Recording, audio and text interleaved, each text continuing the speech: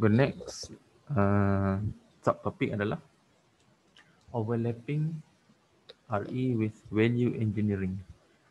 So kita ada satu term lagi dipanggil value engineering, dan value engineering dengan RE ni dia seakan-akan sama function dia. Dia akan seakan-akan dia bertindan lah antara value engineering dengan reverse engineering.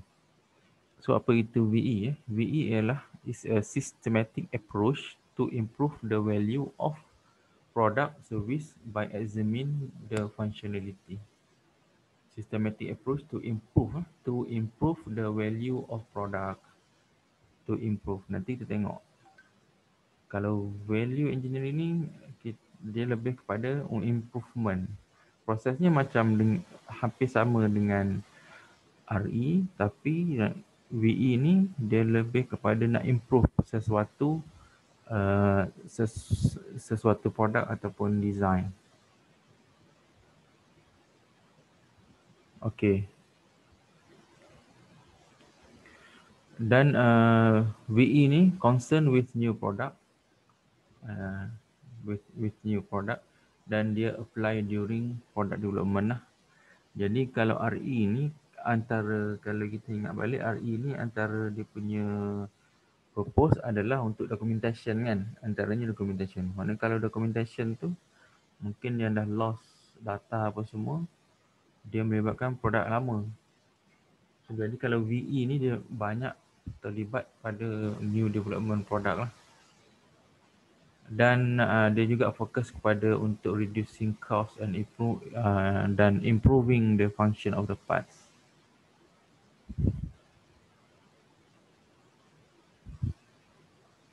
Okay, kepentingan VE, kepentingan value engineering, antaranya adalah untuk reduce cost. Dia lebih fokus pada untuk cost ataupun function, improve the function. Dia based on evaluation and analysis lah. Based on product evaluation and analysis.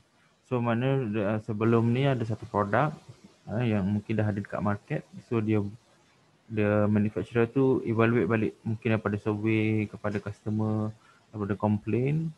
So dia buat analisis, dapat analisis tu baru dia improve lah value, tambah nilai kepada design yang sebelum ni. So hopefully boleh nampak lah beza antara RE dengan VE tu. Okay. Dan lagi sekali, fokus during product development. VE ni fokus kepada stage product development. Okay. Ni yang ayat kat sini macam saya cakap tadi lah. While there is often overlap between the method of value engineering and reverse engineering, the goal of reverse engineering is the improved documentation of how the original product works by uncover the underlying design. So kita boleh cakap matlamat utama reverse ini adalah lebih kepada documentation. Bila sebut VE pula, barulah dia lebih kepada tambah nilai. So RE may be a precursor to VE. So maksudnya RE dulu baru VE. Okay, relation. Okay, next saya pergi cepat sikit sebab dah banyak series recording kan. So relationship between RE and RP ya. Relation between RE and RP.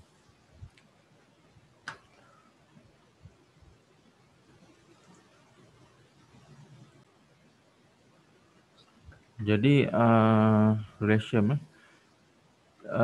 RP ni adalah, kita pergi sikit apa itu RP, to fabricate a scale model group of technique to quickly of a physical part or assembly using synthetic data. So RP ni fabrication 3D part berdasarkan 3D data yang kita ada. Jadi integration of RE and RP ni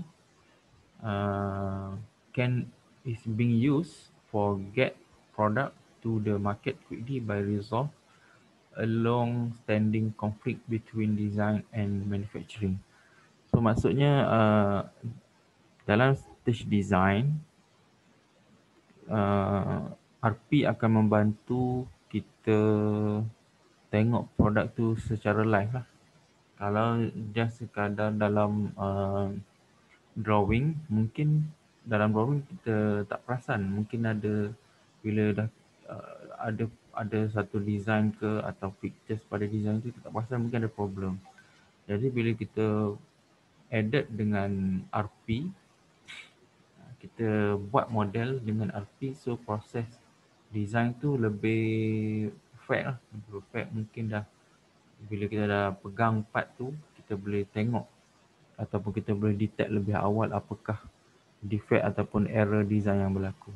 So maksudnya kat situ, bila kita dapat reduce benda-benda error tu, so dia akan lebih mempercepatkan lah produk tu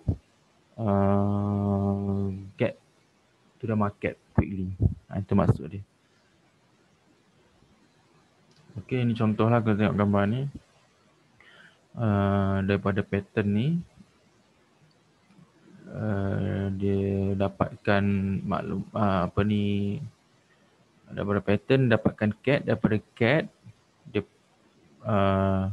dia jadi dia jadikan model, daripada model dia jadikan RP model. Model tadi maksudnya model ni maksudnya model CAD model lah.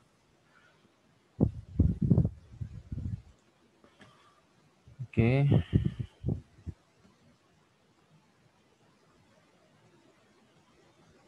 Okay, dalam reverse engineering, CAD model disediakan dengan menggunakan 3D scanning berdasarkan actual part. Tapi di dalam RP, CAD model ini di CAD model disediakan daripada drawing kita buat SolidWorks ke iDisk ke CAD, AutoCAD dan sebagainya.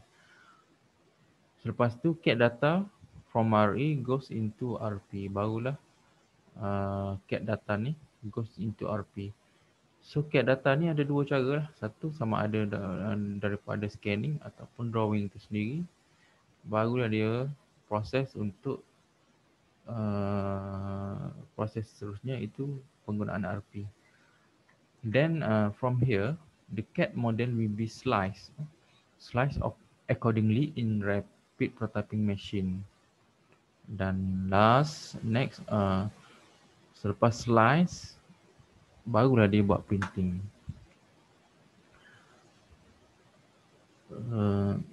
Okay, macam ni. Contoh satu part, satu drawing lah, contoh satu drawing ni, bagaimana terhasilnya 3D printing tu. So maksudnya kat sini, daripada CAD data, ini CAD, dan ada satu proses dalam CAD tu sendiri akan slice. Dia akan slice. Slice ni buat layer by layer lah. Dia layerkan sampai habis. Ini dalam proses sebelum kita buat 3D printing lah. So dah dapat ni, so yang ni semua ada dalam bentuk layer lah. Layer.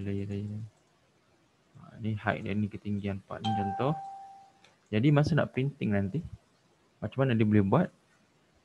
Mesin tu akan baca data ni dari layer by layer. So nanti dia akan print first layer ni. Dia buatlah satu first layer, dia print sampai complete first layer. Okay, lepas tu second. Next dia baca second layer. So dia buatlah, dia duplicate je second layer pula. Second layer. Dan seterusnya. Second, lepas tu third. Dan sebagainya sampai habis lah. Sampai complete 3D part. Dari situ berlakunya 3D printing. Macam kuih lapis kot. Kek lapis ke? Macam tu proses dia. Kek lapis Sarawak. Ataupun kuih lapis. Lebih kurang macam tu konsep dia. Dari bawah sampai atas. So lebih detailnya kita akan terangkan nantilah dalam chapter yang lain. Okey, ini antara contoh mesin lah. Mesin yang digunakan untuk buat 3D printing untuk menghasilkan shape tadi. Dah dapat CAD, dah dapat data, lepas tu barulah dia buat shape lah. Dapatkan shape dengan menggunakan 3D printing ni. Ini antara yang ada dalam pasaran lah. Okay, last. Untuk future scope and possibilities, antaranya dalam bidang RE ni lah. Mungkin in future application boleh dibuat daripada rumah saja ataupun office, which will be revolutionary in coming time. Tapi rasanya benda tu pun dah bermula. 3D laser scanner, contoh penggunaan 3D laser scanner as robot eye from scanning object, especially in space mission. Ni pun sudah ada untuk yang orang buat, yang Google Map semua daripada ni kan, daripada satelit. Dan next, scanning technology can be integrated with mobile phone camera and can be used for 3D printing at the domestic level. So yang ni kita akan buat insyaAllah. Untuk practical 3D scanning kita cuba buat ni. Tapi saya kena check balik lah. Kena check balik dia punya software apa yang boleh digunakan untuk mergekan image yang kita capture daripada kamera. Ni boleh jadi menarik kan ni. Dan last kali, availability of 3D printer at every home as is now of normal printer. Ini pun dah berlaku sebenarnya. Ini recent, bukan future ni. Ini 3D printer ni semua. Macam saya pernah cakap, 3D printer ni boleh beli je. Harga start 500, 600 dah boleh. Nak buat sendiri pun boleh kalau rajin. Google dekat YouTube, boleh buat sendiri. Adalah cara-cara dia. Dan keberadaan 3D printer dalam pasaran itu dah common lah. Sekarang lecturer yang tak ajar 3D printer pun dia beli je kan. Okey. Ada lagi tak? Tengok the slide. Okey, habis. Okey, sekian untuk chapter 1. Ada pada apa-apa masalah dan persoalan mungkin boleh tanya pada next class. Okey, terima kasih.